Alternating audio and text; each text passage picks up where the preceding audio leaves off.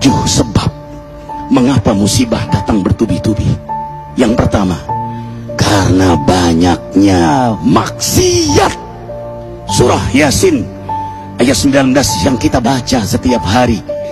Kemalangan-kemalangan terjadi, musibah-musibah terjadi, malapetaka terjadi karena dosa keterlaluan kalian kepada Allah. Yang kedua, karena banyaknya orang berbuat zalim. Dengarkan surah Qasas ayat 59. Kami tidak akan menghancurkan satu daerah kecuali para penduduknya banyak berbuat zalim. Anak durhaka pada orang tua, istri yang berani kepada suaminya, perampok, pembunuhan di mana-mana. Ini mengundang bala bencana.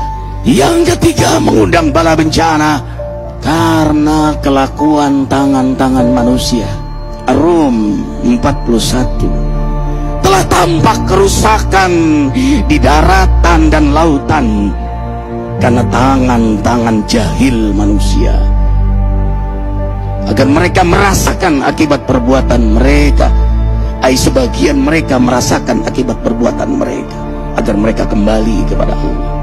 Yang keempat, bencana terjadi karena para tokoh melakukan kemaksiatan dan kezaliman.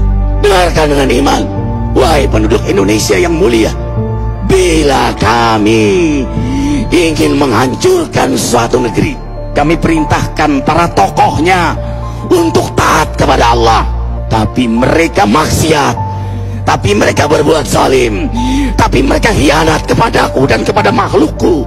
Fahaqa alaihil qaul, maka haklah untuk mereka datang bala bencana seperti kaum Ad, kaum Samud, kaum Lut, kaum Nuh.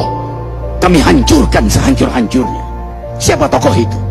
Para pemimpin kita yang sumpah Al-Quran di kepalanya, demi Allah tidak korupsi. Lalu korupsi. Siapa lagi?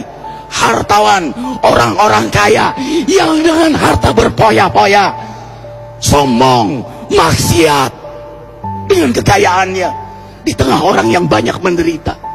Siapa lagi? Ulama yang menjual ayat-ayat Allah dengan murah. Subhanallah. Yang kelima, mengapa bala bencana terjadi?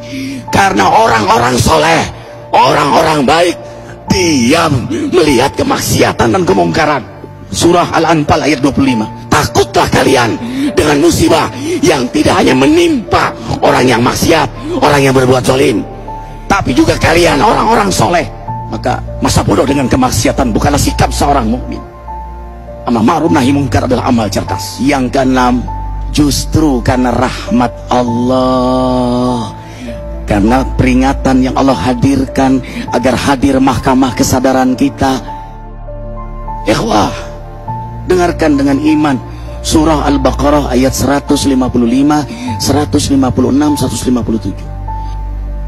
Kami pasti uji kalian dengan sesuatu yang buat kalian takut lapar, takut miskin, takut kematian.